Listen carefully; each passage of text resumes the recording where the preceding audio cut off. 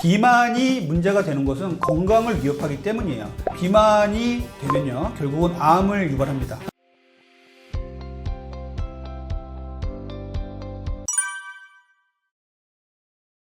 WHO에서는요, 비만은 신종 전염병이다라고 이제 얘기를 했어요. 비만이 실제로 옆에 있으면 옮는 병은 아니지만 신종 전염병처럼 공중보건을 위험하고 전 세계적으로 퍼지고 있다, 이런 얘기거든요. 비만이 문제가 되는 것은 건강을 위협하기 때문이에요. 그래서 역도 선수들처럼 아주 등치가 커 보이고 비만해 보이지만 근육이 상당히 많고 지방이 적어서 모든 수치들이 정상인 사람들은 비만 아닙니다. 이거는 제 판단이에요. 그런 사람들을 비만의 치료 대상으로 보진 않아요. 우리가 비만을 치료하기 위해서 비만을 자꾸 얘기하는 것들은 건강을 위협하고 이분들이 나이가 들면은 여러 가지 병이 생기기 때문이죠. 가장 흔하게는 심혈관계 질환을 유발할 수가 있어요. 고혈압, 동맥경화증이요. 그리고 심혈관계 질환들, 협심증이라든지 심근경색, 뇌졸중, 뇌출혈, 뇌경색 같은 거를 일으킬 수가 있단 말이에요. 뚱뚱해지면 다들 아시겠지만 지방이 많아지면 당뇨가 걸립니다.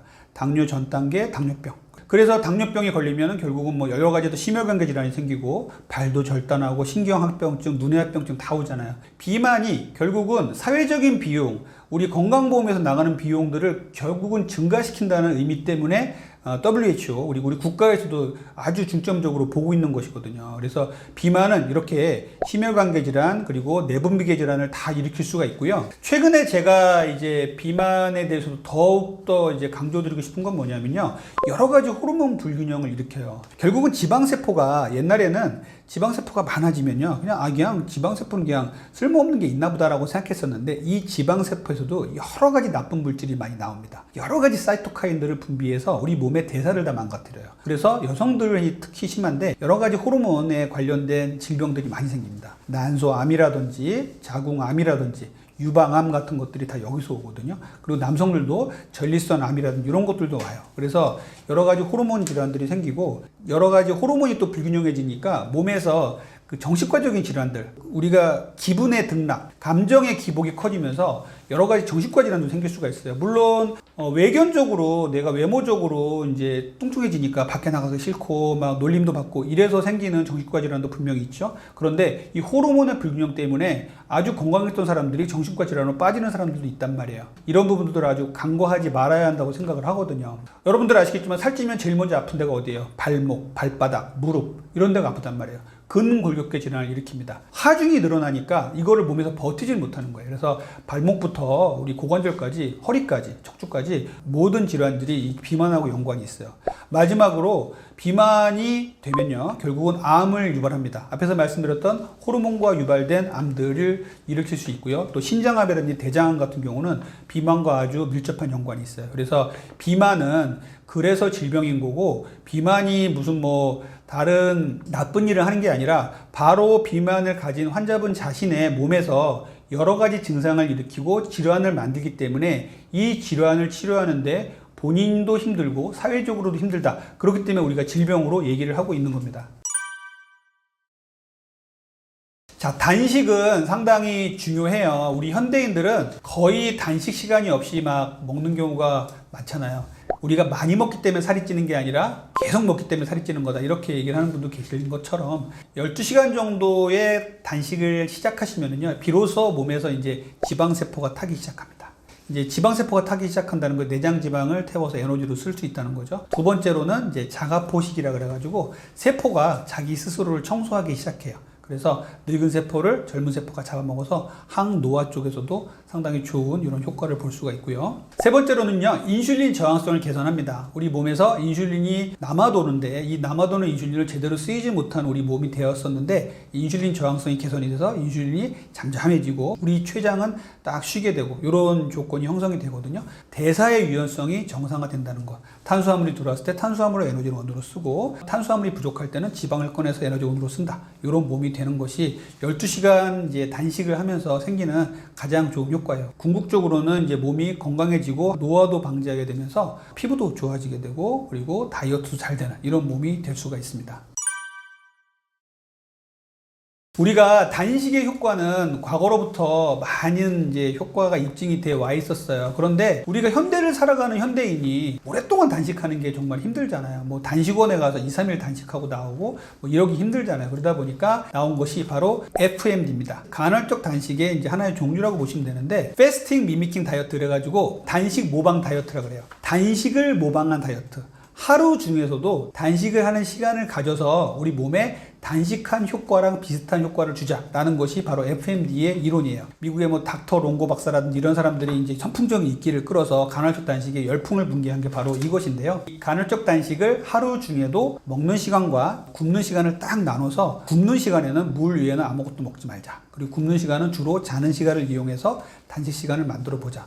이렇게 했더니 단식을 오랫동안 한 사람들과 비슷한 아주 건강에 좋은 효과가 나타났다고 보는 겁니다. 그래서 이 간헐적 단식을 하시면서 우리가 실생활에 가장 적용을 잘 시킬 수 있는 건 바로 이 단식 모방 다이어트가 되겠어요. 하루 중에서도 간헐적 단식을 할 수 있는 시간을 만들자. 그러면 내가 퇴근해서 7시까지 밥을 먹고 7시 이후부터 아침 7시까지는 이제 밥을 안 먹을 수 있는 사람이에요. 그러면 12시간 간헐적 단식이 되는 겁니다. 이 시간 동안에는 물 외에는 칼로리 있는 음식은 먹지 말자. 그래서 간헐적 단식을 이렇게 12대 12라고 해서 12시간 동안 3끼 식사를 하면서 3끼를 식사할 때도 마찬가지로 적당한 시간에 같은 시간에 식사를 하면서 건강한 식사를 하자 이렇게 나온 거고요. 그 다음에 12대 12 간헐적 단식이 성공을 하면 14시간은 굶고 10시간은 밥을 먹자. 그리고 16대 8 그래서 16시간은 굶고 8시간은 밥을 먹자. 이렇게 얘기를 할 수가 있어요. 그래서 이렇게 16대 8까지 끌고 가는 거는 좀 쉬운 일은 아니지만 이렇게 단식 시간을 자기의 생활에 맞게끔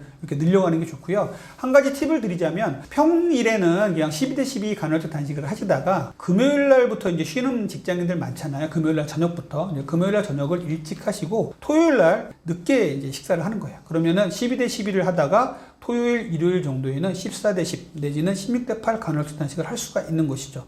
요 16대 8까지 간헐적 단식을 하게 되면요. 하루에 2끼 정도 먹게 되는데 요 2끼에 아주 좋은 양질의 식사를 포만감 있게 하셔야 됩니다. 그렇지 않으면 단식 시간에 정말 배가 고파서 다른 거를 먹게 돼 있어요. 그래서 무리하게 또 16대 8까지 가려고 하지 마시고 자기가 할 수 있는 정도에서 간헐적 단식을 해주시면 좋을 것 같습니다.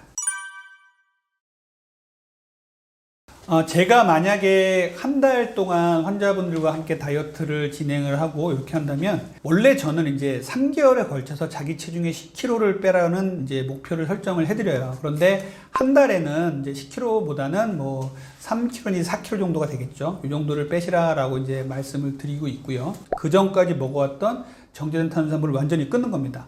빵, 떡, 면, 과자, 액상, 과당, 그리고 단맛이 아주 강한 과일들 이런 것들도 주스로 만들어 먹는 거 정말 안 좋거든요. 그리고 백미 이런 것들 완전히 끊으시고요. 통곡류, 흰밥 대신에 잡곡밥, 현미밥, 보리밥 그리고 흰빵 대신에 호밀빵, 잡곡빵 이런 것들 위주로 탄수화물을 드시는 게 중요합니다. 고단백 식사를 하시라는 거예요. 고단백은 결국은 계란이라든지 닭가슴살 그리고 생선의 흰살, 수육의 고기 부분 이런 게 될 수 있고요. 또 식물성 단백질도 있어요. 콩이라든지 아몬드 같은 것들, 버섯, 시금치 같은 거에서 단백질이 많으니까 이렇게 고단백 식사를 꼭 해주시길 바랍니다.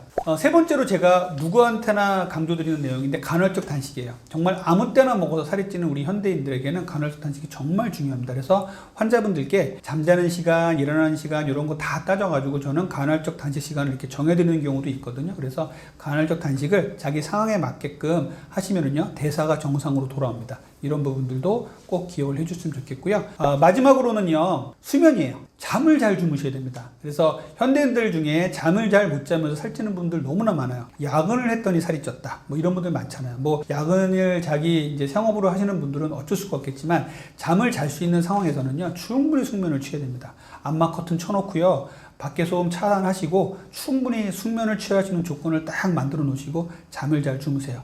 미녀는 장꾸러기다라는 말이 일면타당한 것이 바로 수면을 하면은요 모든 기능이 다 정상으로 돌아옵니다. 그래서 잠부터 잘 주무시라는 말씀을 드립니다. 오늘 아주 건강한 다이어트에 대한 내용들을 많이 말씀을 드렸습니다. 다이어트의 목적은요, 건강을 위해서 하는 거예요. 건강을 해치는 다이어트는 절대로 하시면 안 됩니다. 그래서 나이가 들수록 중노년이 될수록 건강은 재산이잖아요. 그렇기 때문에 다이어트를 잘 하셔서 건강을 잘 지키는 다이어트 방법을 잘 익히시길 바랍니다. 감사합니다.